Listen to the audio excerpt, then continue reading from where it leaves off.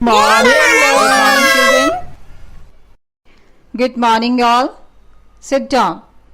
Thank you, ma'am. Children, as you know that very soon you will have your first semester exams and you have got the date sheet too. So I would like to know if anything is left in English. No, ma'am, nothing is left. Our syllabus has been completed. Now the revision is going on. Yes, I also think so that revision is going on. Papu, why do you think so? You should be sure that revision is going on. Okay, ma'am. So, today what we have to do in English? No idea, ma'am. But I have. Today, I will start with the reading section that is also known as unseen passages. Okay, ma'am.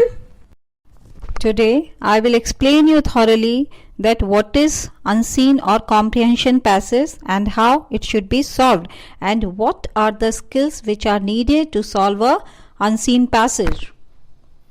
Okay, ma'am. Children, before knowing anything else, you should know the meaning of comprehension. The word comprehension means the ability to understand what you listen or what you read. It is an exercise which aims at improving or testing your ability to understand a language. Okay, ma'am. Okay, Children, ma'am. the stories, the poems, the question answers are unseen to you before you read them. Similarly, in a comprehension test, you are given a passage or a paragraph, or sometimes it may be 2, 3, 4. These paragraphs show the idea or mood concerning issues, their solutions that the author provides. And you know the meaning of author, that means writer or the poet. Your main task is to answer the questions asked from the passage. Children, there are some misconceptions related to the way of answering the comprehension test, like it is possible to understand the key idea of the paragraph by just reading the first and the last sentence, but this is not always correct. Another misconception is reading the question first will help to understand the paragraph better. This is also not always true because it is not possible for a person to remember all the questions. Also, the questions are sometimes indirect in nature. The order of the question is not always in accordance with the progression of the paragraph.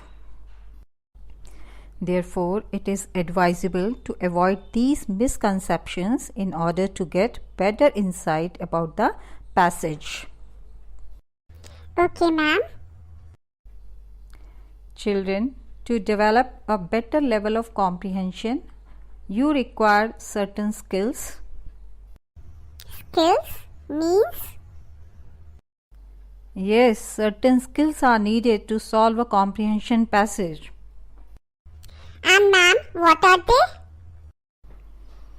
To develop a better level of comprehension, you need logical ability, the ability to infer, analytic ability, reasoning ability, ability to understand the main motive or the idea of the author, reading speed, it should be high, vocabulary power, it should be strong, and also you should remember some important information from the paragraph, otherwise you need to refer the paragraph again and again, which will consume more time. But ma'am, what is logical ability? What is infer? What is analytical? What is reasoning? I am not aware with these terms. Can you please explain? I know the meaning of all these. Ma'am, if you permit, shall I answer? Sure, why not? You may come out so that everyone may hear you properly. Okay, ma'am. The first ability which ma'am has told us is logical ability. So, the logical ability means it is incorporating logic into one's thinking process whenever analyzing a problem in order to come up with a solution. Very good, Yuvraj. Thank you, ma'am. Infer, which is also known as inference. It is a conclusion drawn from true or assumed true facts. Very good. And the difference between logic and infer is logic is step by step thinking about how a problem can be solved or a conclusion can be reached, whereas infer is a conclusion drawn from true or assumed true facts. Then ma'am has told us about the analytical ability. This refers to the ability to collect and analyze information, problem solve and make decision. Very good. Now you can go back to your place. Okay, ma'am. Now children, let me give you some important strategy to solve comprehension passage. Number 1. Get involved with the paragraph to understand it. Number 2. Underline important lines or parts of the passage to answer the questions. It will also help to understand the main idea of the passage or the tone or mood of the author. Number 3. Try to translate a complex line in an easy one in your own words and your own language. This will help you in analyzing the main idea of the paragraph and in seeking the cause and effects of the passage. Okay, ma'am. Please give us some more tips. Sure, why not? Read the passage as fast as possible. Underline or mark the keywords. These will help you to discover the logical connections in the passage and help in understanding it better. Try to understand some certain unfamiliar words by reading the line thoroughly. The theme of the line will make you understand the meaning of the words. Next point is determine the main idea, tone or mood and other details from the paragraph. Do not assume anything based on your personal belief. Look back at the paragraph when in doubt. And the last one is read the questions and all the alternative provided and choose the most appropriate one. Okay, ma'am. And at last, one small tip. Every time you read something, do not ignore an unknown word to find its meaning immediately. This will help you a lot to learn new words. But don't forget to use them in your day-to-day conversations whenever possible. In this way, keep working on your vocabulary without stopping. Okay, ma'am. Today, we will learn report writing. Let's start. A report is a short, sharp, concise. What is the meaning of concise? Means brief. Brief document which is written for a particular purpose and audience. It generally sets out and analyzes a situation or problem, often making recommendation for future action. It is a factual paper and needs to be clear and well structured.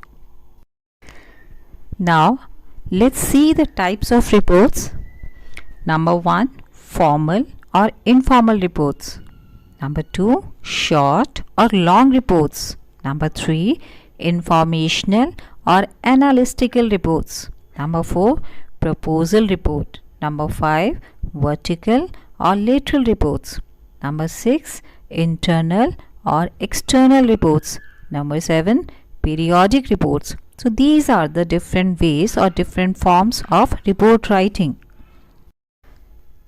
Now let's see the format of report writing. So first of all, you have to write down the title and it should be written in capital. Either the title is given in the question or you have to find yourself according to the content. So as you can see here, title is also known as headline. One more important thing you should remember that it should not exceed than 8 words, means it should be written in short as short as possible. Then you have to leave one line where by line is written. You have to write writer's name. Writer's name, either it will be given in the question. If it is not given, then you write down your own name. Then again you leave one line and write down the place. Again you can see that place is written in capital, so write down the place in capital, put comma, then you write down date. Date should be written in formal, and I have told you the way of formal writing of date means month should be written properly, completely in words. Then again you leave one line and then you have to start your para.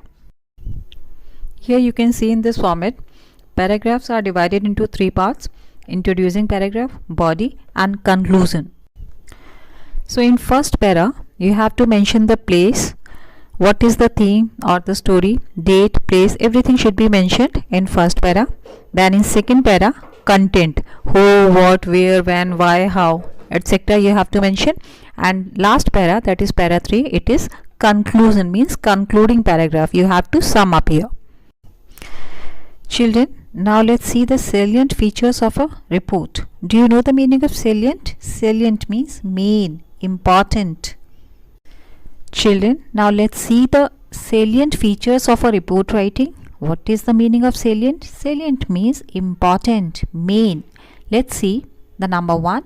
The facts contained in the report must be correct. Means whatever the information you are providing in report, that should be correct. Number 2, these facts should be given in proper order.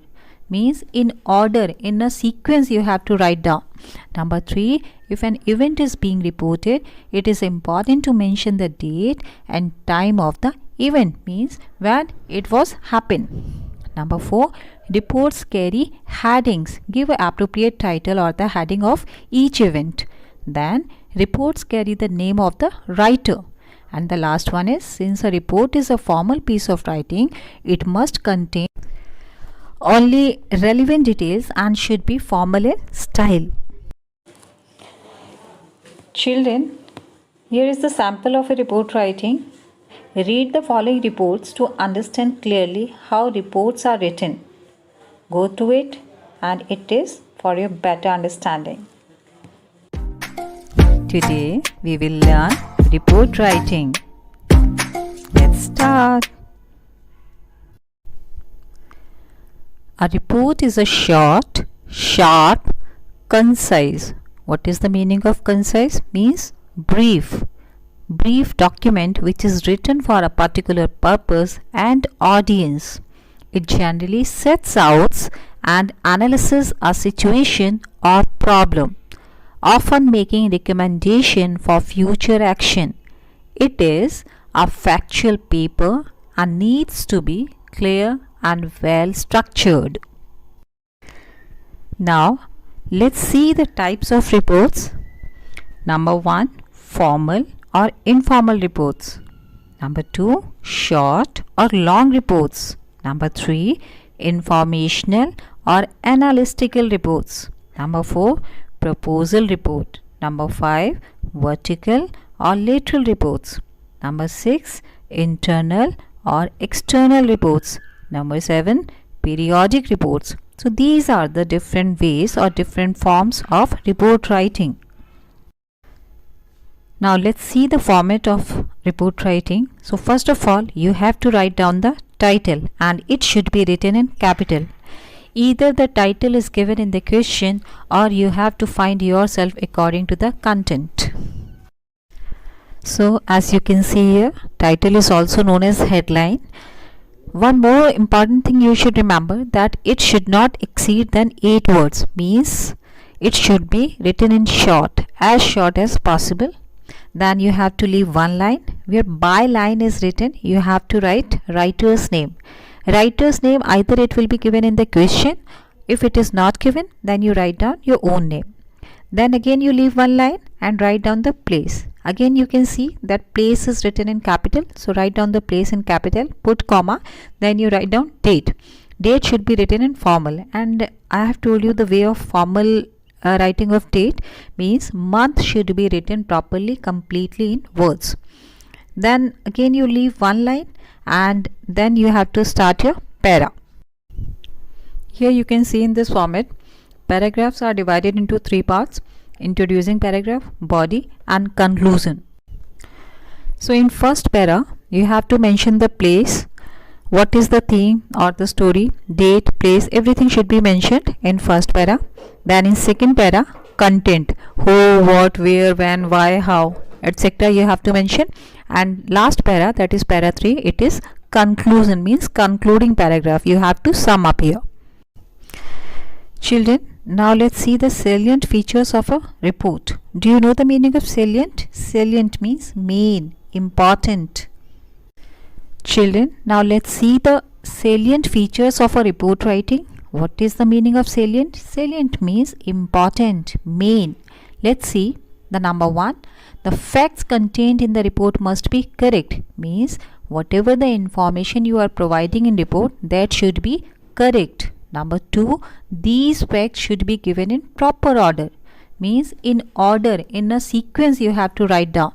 Number 3, if an event is being reported, it is important to mention the date and time of the event, means when it was happened. Number 4, reports carry headings. Give an appropriate title or the heading of each event. Then reports carry the name of the writer. And the last one is, since a report is a formal piece of writing, it must contain only relevant details and should be formal in style. Children, here is the sample of a report writing. Read the following reports to understand clearly how reports are written. Go through it, and it is for your better understanding.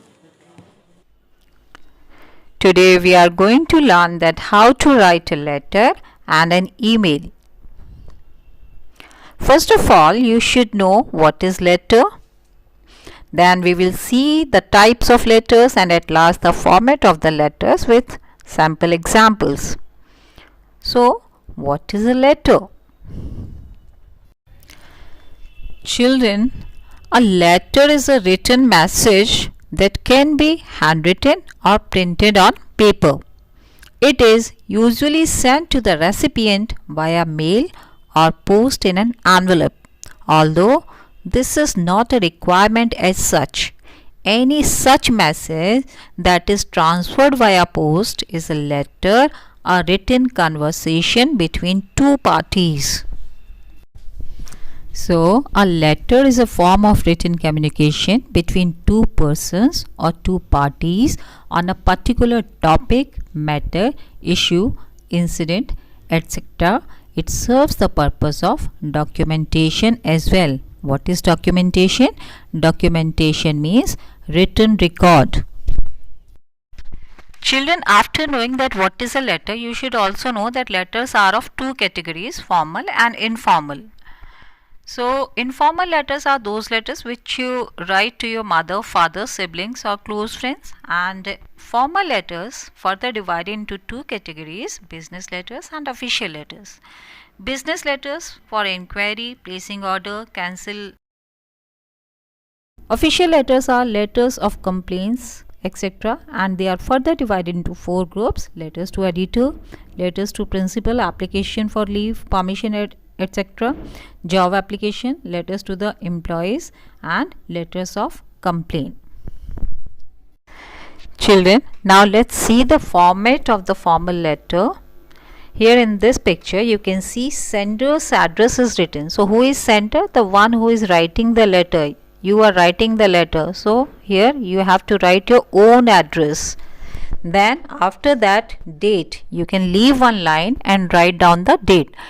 Children, remember the date should be written in full above the salutation. For example, October 21, 2020, or you can also write 21 October 2020. It could also be put as 21st October 2020, but don't write the name of the month in short. For example, don't write October as OCT dot. It is wrong. Okay, this is not the proper way. Then after that you can see and after that it is written receiver's address. So who is the receiver? The one who will get the letter. So after writing the date, you have to leave one line and then write down the receiver's address. Then again leave one line and write down the subject. Subject in short means for which purpose you are sending the letter, that is called subject. After subject, again you have to leave one line. Then salutation. And what is salutation? Children, in business letters, you can use salutation dear sir, dear sirs, dear madam, etc. But for official, don't write dear, write down only sir or madam. You can either use respected. So this is the difference between business letter and official letter. So dear sir, dear sirs, dear madam, or for official purpose sir or madam, these are known as salutation. And after salutation, body of the letter, and this is the main part of the letter.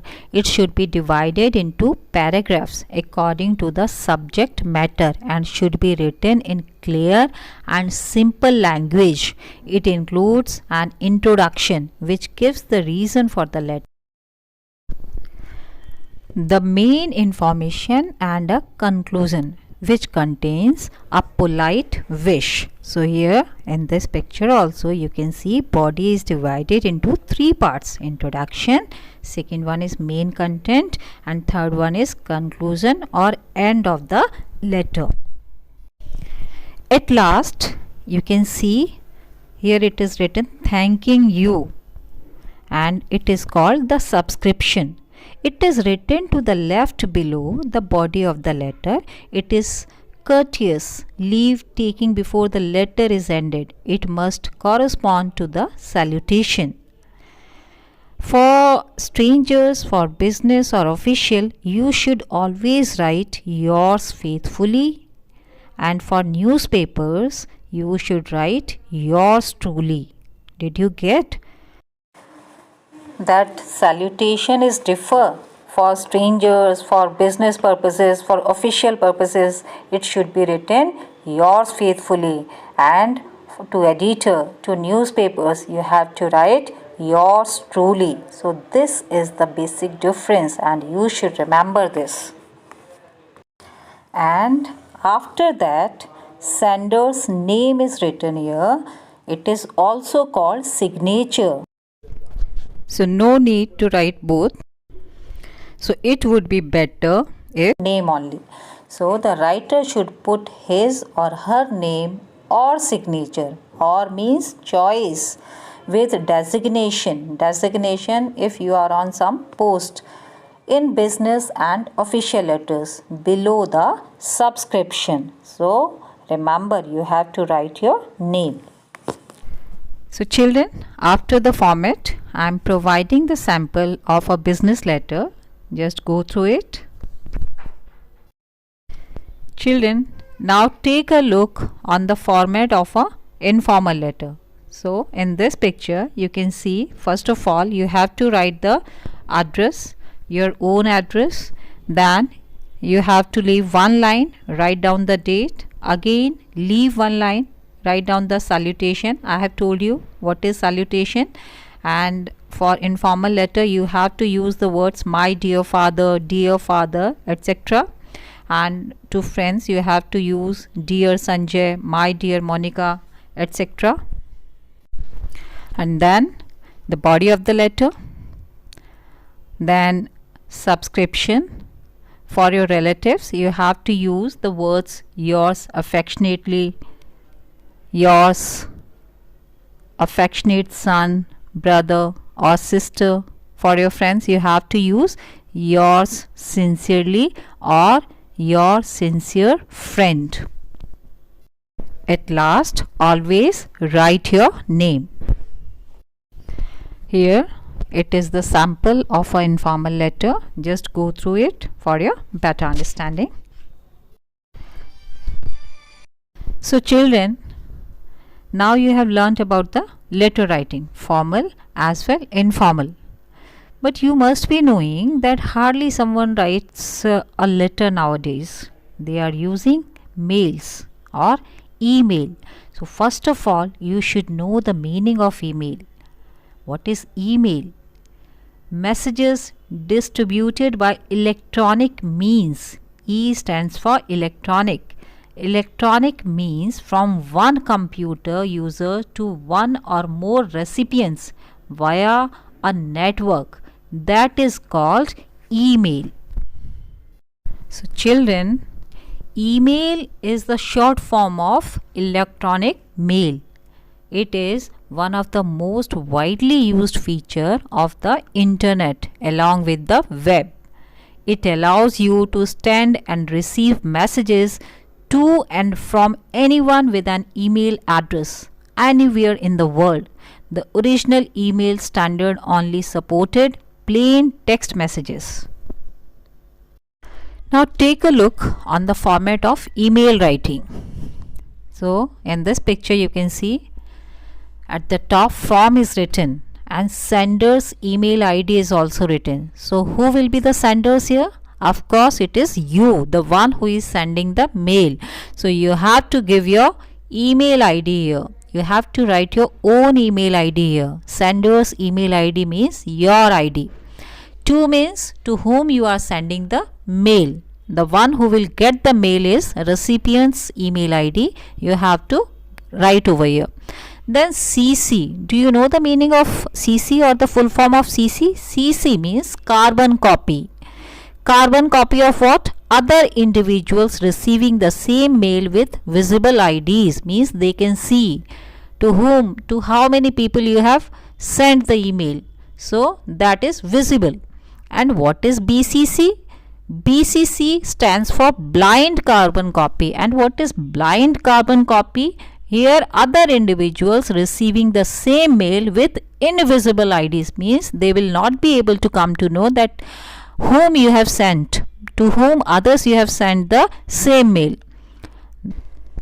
Children, let me make it more clear what is CC and BCC. When you CC people on an email, the CC list is visible to all other recipients. For example, if you CC to Anuradha and Neha on an email, both Anuradha and Neha will come to know that the other received the email as well. And what is BCC? BCC stands for blind carbon copy. Unlike with CC, no one but the sender can see the list of BCC recipients. For example, if you have Anuradha in the BCC list, neither Anuradha nor Neha will know that the other received the email.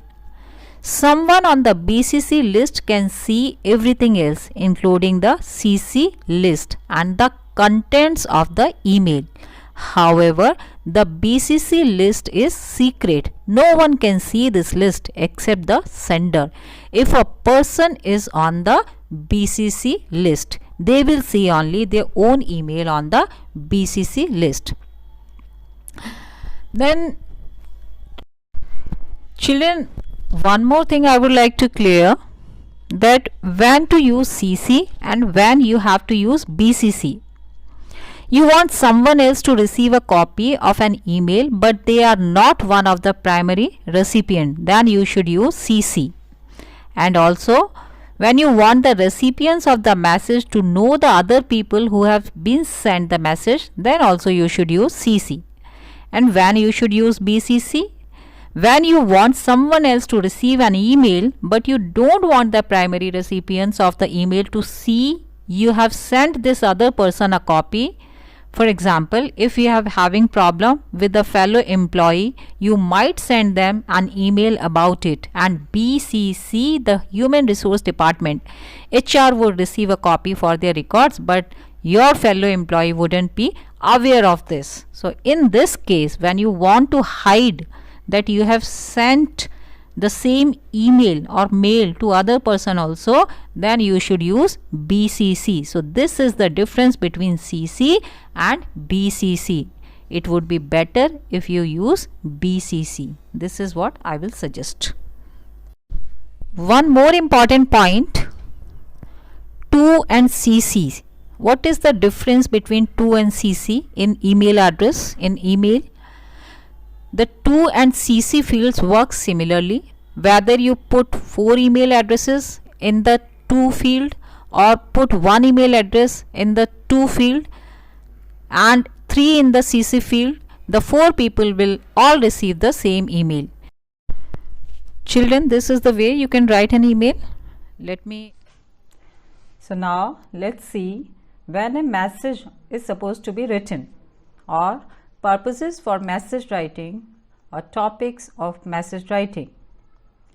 To apologize, for example, sorry, I broke the flower vase in your room. I will surely replace it with a new one soon. Or to request someone to do something, for example, while you go to my vegetables, please get some dustbin as well from the chemist shop. To give instructions, for example, please switch off the lights when not in use. To warn someone, for example, beware of ferocious dog lurking about in the compound. To provide an explanation for not being to do something, for example, sorry, I can't go out with you tonight.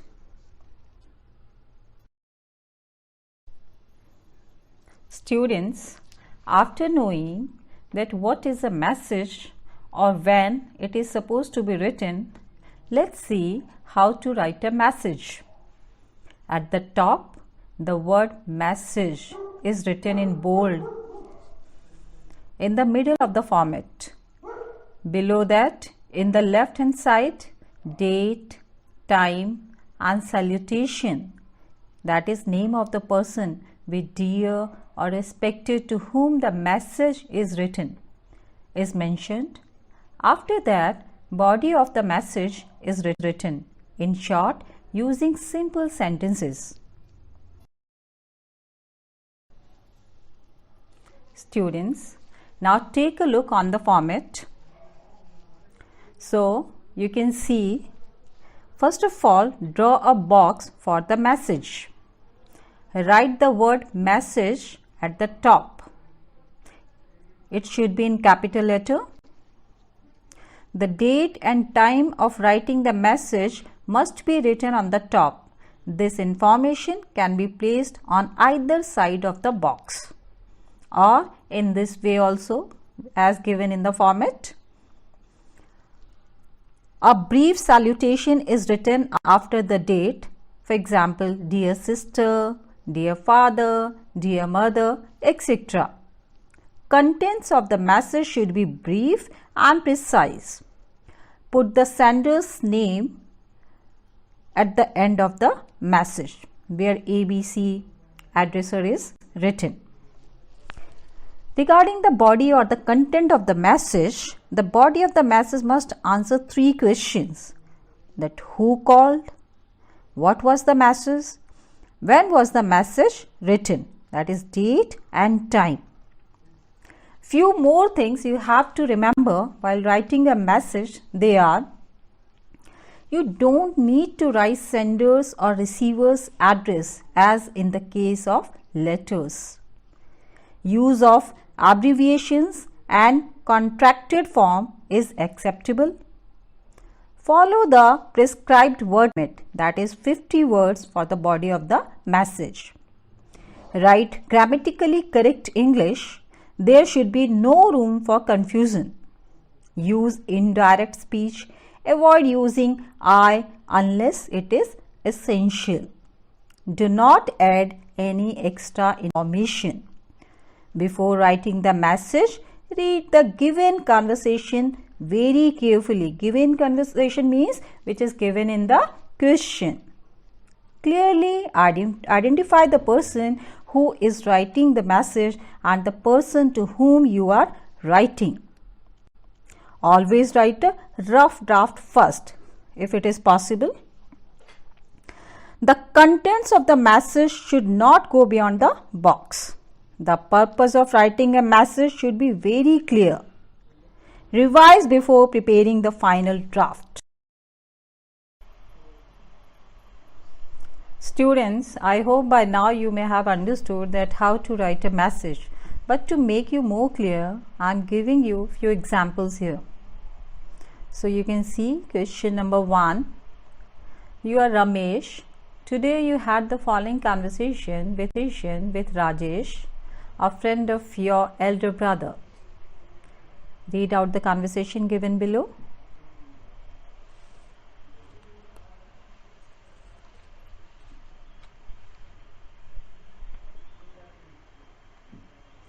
Now, as you are leaving school, write a message for your brother in about 50 words and put your message in a box.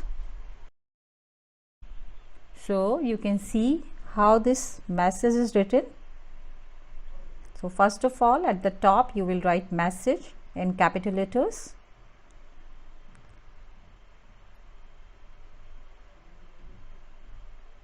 Then date, time,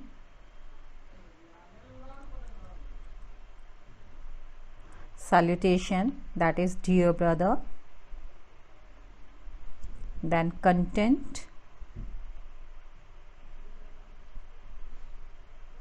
and then name of the person writing the message. Here is an example 2.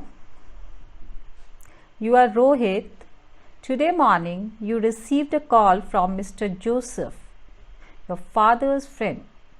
Your father was on his morning walk. Mr. Joseph asked you to please convey your father that he was in fever. He is not in position to go to the office today. He has asked your father to inform the managing director about it. So now you can see how the message is written here. At the top again you will write the message, then date, time,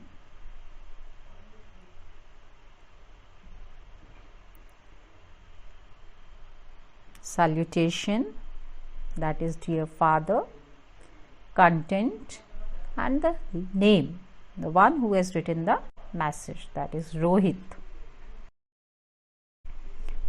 So now let me give you some assignment.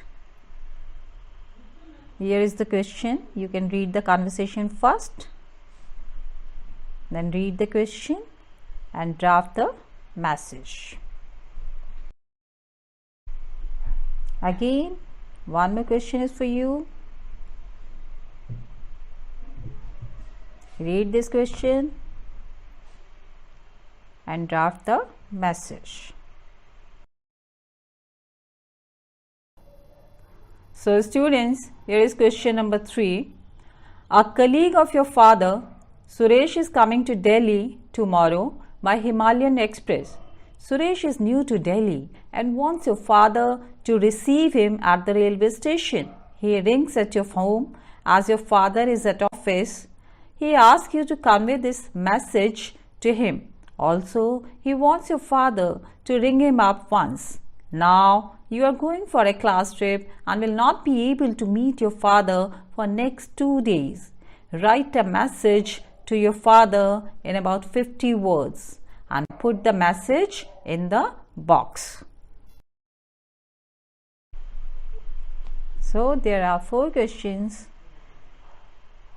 You have to answer them. You have to draft the message in your notebook, and if there is still any doubt or any query, you can ask me. Thank you. Children, you are always curious to know about the things that what, when, where, why, etc. So such type of questions should come in your mind. So likewise, you should ask the question that why do we write a notice, or what is the purpose of writing a notice? It is written in order to inform a large number of people about something that has happened or is about to happen. It could be an upcoming event, competition, lost and found notice, or just a piece of information to be delivered to the targeted audience. It is generally written in a formal tone. Now we can come on our topic that how to write a notice. So, as you can see here, a notice must be enclosed in a box. Means you have to make a box and you will be given marks for that. Write the name of the organization, that is either your school name or the school which is mentioned in the question, or some company like that, or institution issuing the notice at the top. Write the word notice after the name of the organization. Word limit should not exceed more than 50. Only relevant information should be included. Don't write any unnecessary things. A notice should be written on a fresh page. Do you understand the meaning of fresh page? Fresh page means in a single page, in a single sheet. Don't use the words like I, me, you and we, etc. Means personal pronouns should not be used. Passive form of voice is used to write the body of the notice. So now let's see a format of the notice. As you can see here, first of all, you have to draw a box for the notice, or you can draw the box later on, means after writing, after completing the notice. Then write the name of the organization, institution issuing the notice at the top where ABC company is written. There is no rule as to where the date of the notice should be placed. It can be on either top left or top right. Generally, the date is written on the top left as it is shown here. But remember, the format of the date should be in this way. You are not supposed to write like 20th 4 2020. It should be written in words like Monday, April, in this form. Write the word notice and after that an attractive and eye-catching headline or the subject of the notice. The purpose that the notice serves comes under the main tense of the notices. Your language should be grammatically correct and simple. Follow the word count and the space provided. The content of the notice should not go beyond the box. Any important word or line that you want should stand out can be written in capital letters. Use of abbreviations and symbols are acceptable. In the body, as you can see, you can divide the body or the content of the notice in 3 categories. First of all, reason for writing the notice. You should know why you are writing the notice or the purpose of the notice writing. Then relevant event and occasion information should be given in the body. Then information about date, time, venue can also be mentioned in the bold. On the bottom left comes the information regarding the person issuing the notice. This includes name and designation. So, this is the given format of the notice.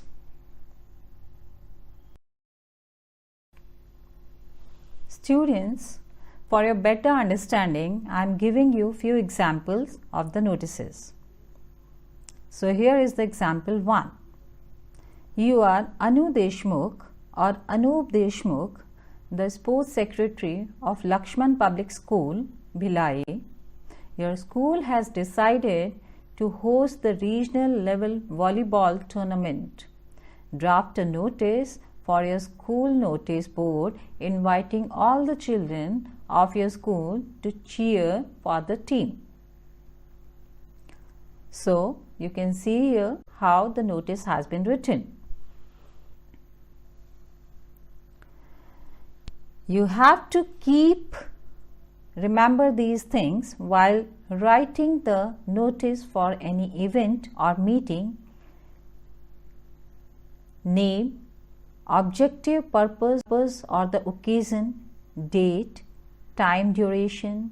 You have to provide the place, venue, essential qualification if it is mentioned in the question, eligibility, contact address, specific instructions if any is mentioned in the question. Then already I told you contact address.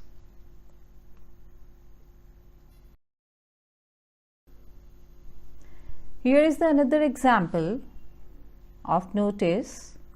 You are Vaishali Sharma or Vaibhav Sharma, the vice head girl or vice head boy of Oxford High School, Bahadurgarh.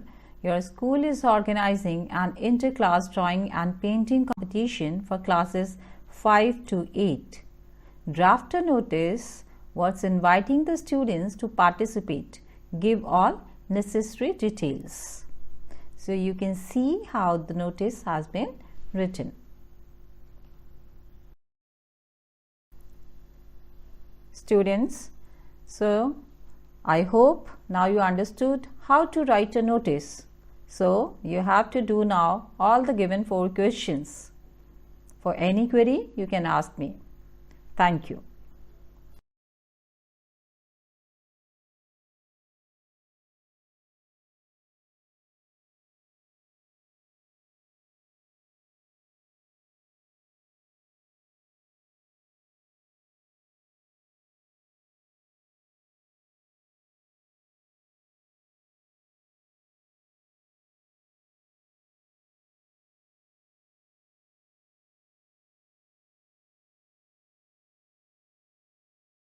Children, once again I am going to explain you the format of notice and message writing. Okay, ma'am. So now let's see a format of the notice. As you can see here, first of all you have to draw a box for the notice, or you can draw the box later on, means after writing, after completing the notice. Then write the name of the organization, institution issuing the notice at the top where ABC company is written.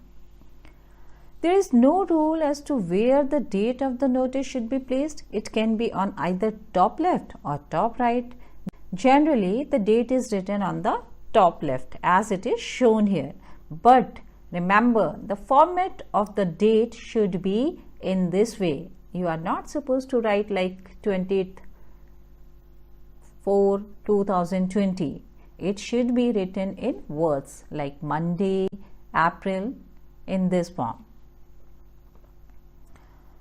Write the word notice and after that an attractive and eye-catching headline or the subject of the notice. The purpose that the notice serves comes under the main tense of the notices. Your language should be grammatically correct and simple. Follow the word count and the space provided. The content of the notice should not go beyond the box. Any important word or line that you want should stand out can be written in capital letters. Use of abbreviations and symbols are acceptable. In the body, as you can see, you can divide the body or the content of the notice in 3 categories. First of all, reason for writing the notice. You should know why you are writing the notice or the purpose of the notice writing. Then relevant event and occasion information should be given in the body. Then information about date, time, venue can also be mentioned in the bold. On the bottom left comes the information regarding the person issuing the notice. This includes name and designation. So this is the given format of the notice. Students, now take a look on the format. So you can see, first of all, draw a box for the message. Write the word message at the top. It should be in capital letter. The date and time of writing the message must be written on the top. This information can be placed on either side of the box, or in this way also, as given in the format. A brief salutation is written after the date.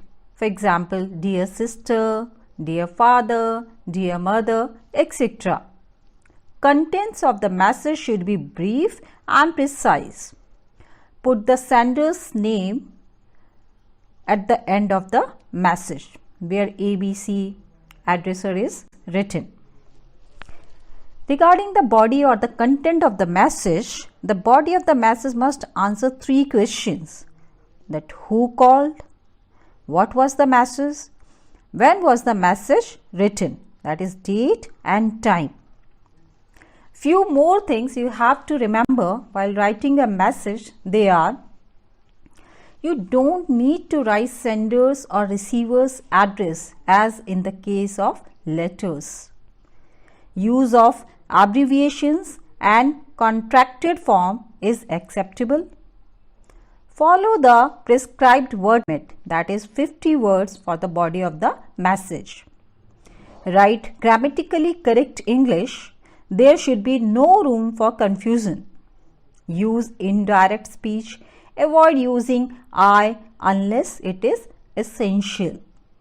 Do not add any extra information. Before writing the message, read the given conversation very carefully. Given conversation means which is given in the question.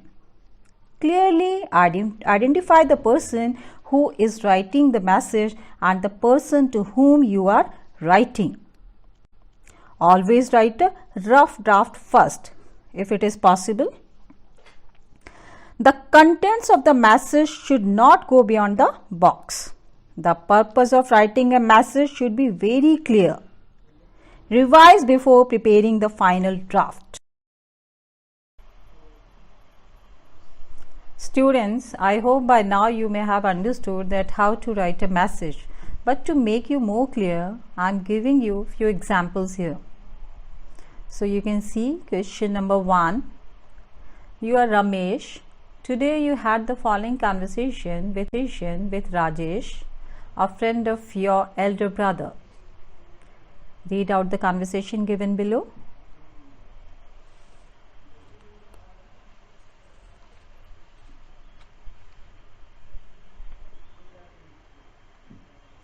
Now, as you are leaving school, write a message for your brother in about 50 words and put your message in a box. So, you can see how this message is written. So, first of all, at the top you will write message in capital letters.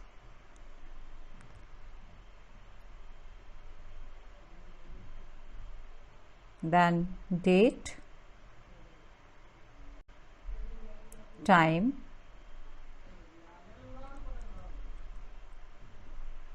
salutation, that is dear brother, then content, and then name of the person writing the message. Here is an example 2. You are Rohit. Today morning you received a call from Mr. Joseph, your father's friend.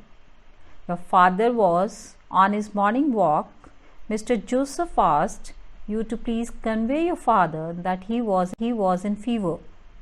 He is not in position to go to the office today. He has asked your father to inform the managing director about it. So now you can see how the message is written here. At the top again you will write the message, then date, time,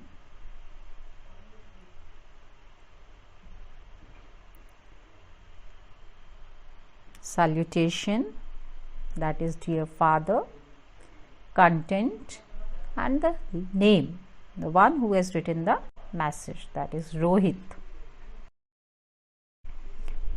So now let me give you some assignment.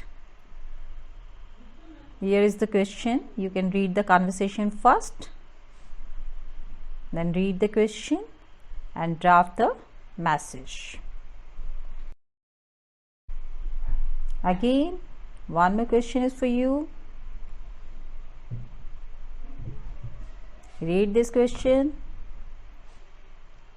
and draft the message. So students, here is question number 3.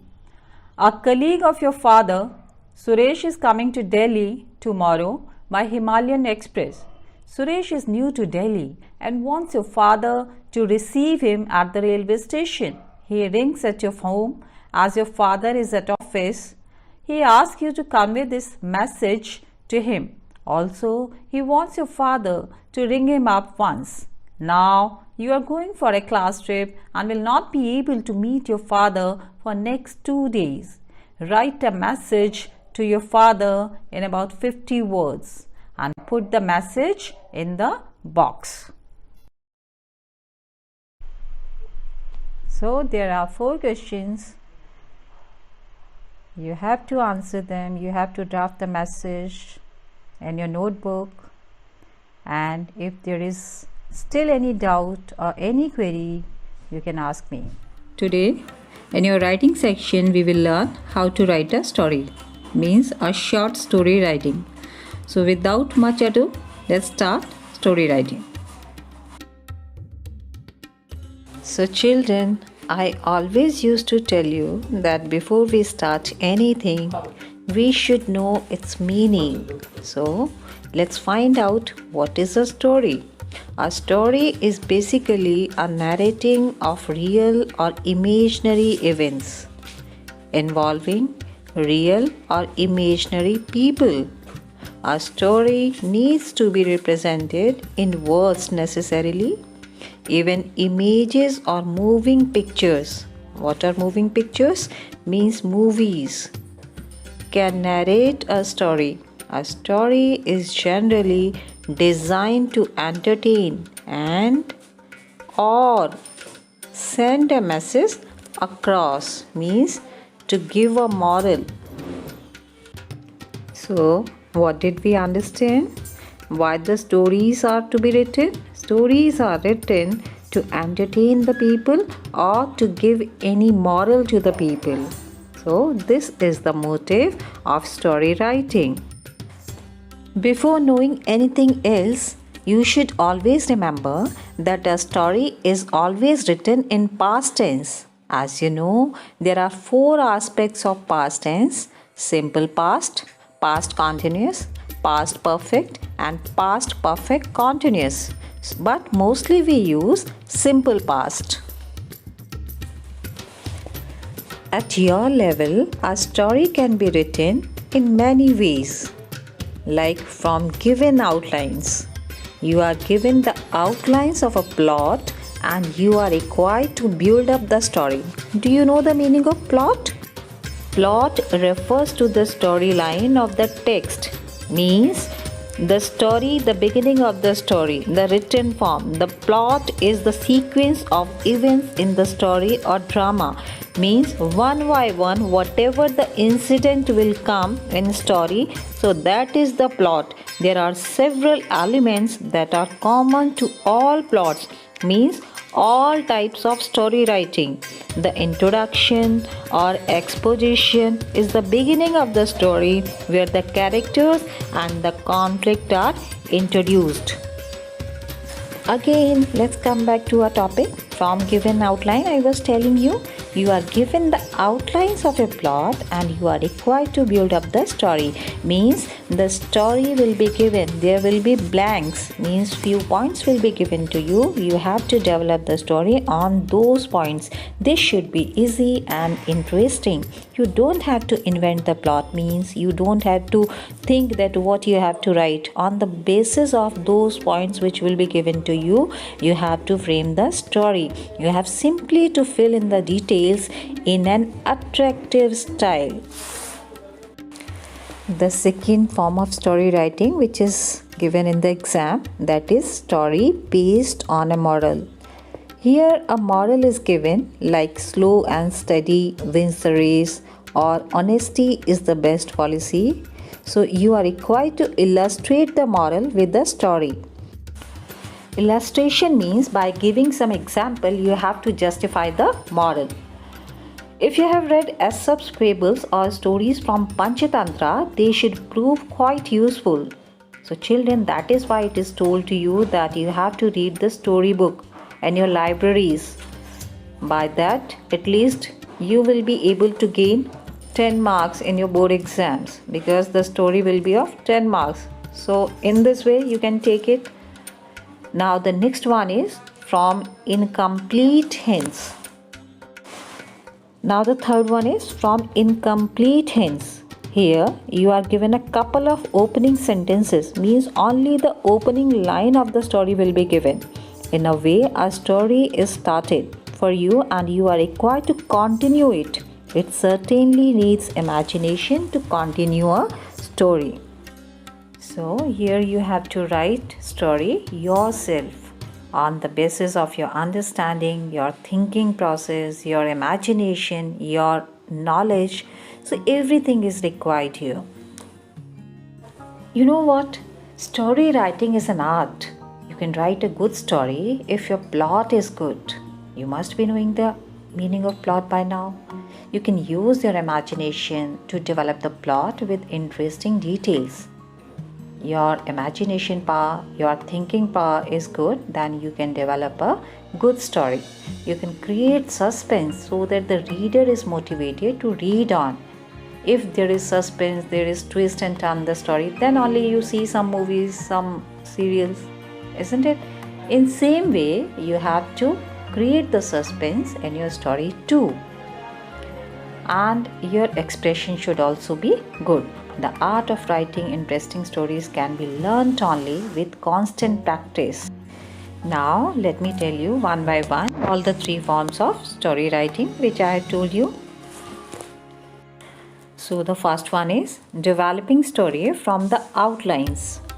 Here you have to read the outlines carefully and try to understand the gist of the story. Gist of the story means what is the central idea of the story, means what did you learn from the story. Do not omit. Omit means remove or leave any point given in the outlines, and also maintain the order. Order means sequence of the points. Connect every part in such a way that the story is a coherent piece of good composition. Coherent means logical, clear. Piece of good composition means there should be some logic in your story. Introduce conversation or dialogue where possible, but only if possible then you have to introduce the dialogue, conversation. Suggest a suitable proverb, saying or idiom as the title of the story. According to the title of the story, you can use the idioms, proverbs, sayings, etc. Write the story in simple English. No need to use difficult words. So you have to write your story in simple English. Write the story in past tense as I have told you. Now the second one is to develop the stories on the basis of moral. Suppose only the moral is provided, then how you have to frame the story, how you have to develop the story. This is only the basis of your thinking or the imagination process. Whatever the previous information or the knowledge you have, On the basis of that information, that knowledge, you have to frame the story. So that is why again I am telling you, you should read the storybooks. Now the last one is developing a story from the incomplete hints. Read the passage twice or thrice carefully. Means a short passage will be provided, blanks will be there, so you have to read the passage twice or thrice carefully. Understand the passage well. You should understand first. Jot down the points. Do you know the meaning of jot? Jot means note down. If the events in the passage are in present tense, write the story in the past tense. As already many times it is told to you that you have to write the story in past tense. Arrange the matter in 2 or 3 paragraphs. Mostly the stories are written in one paragraph, but sometimes if it is required, then you can write in 2 to 3 paragraphs also, and give a suitable title to the story. Now let's see the format of the story writing, and this is also the marking scheme. Title and moral of the story will be of 1 mark. It means you have to provide the suitable title for the story and also the moral. Content will be of 4 marks. Content means matter of the story or the body of the story. Now expression will be of 5 marks. What is the difference between content and expression here? Let's see. Expression involves spelling, punctuation, capitalization and grammar, and also planning, organization, determining content and revision to express the information effectively. This is called expression, and that's why it is of 5 marks. Here also you can see coherence, relevance of ideas, that is of 2.5 marks, accuracy, appropriate words and correct spellings, that is of 2.5 marks. So expression is of 5 marks and your content is only of 4 marks. So in this way, story writing is of 10 marks. But according to the classes, marks can be varied. Now let's try to understand story writing through this example. This is the form of story from incomplete hints. Let's see.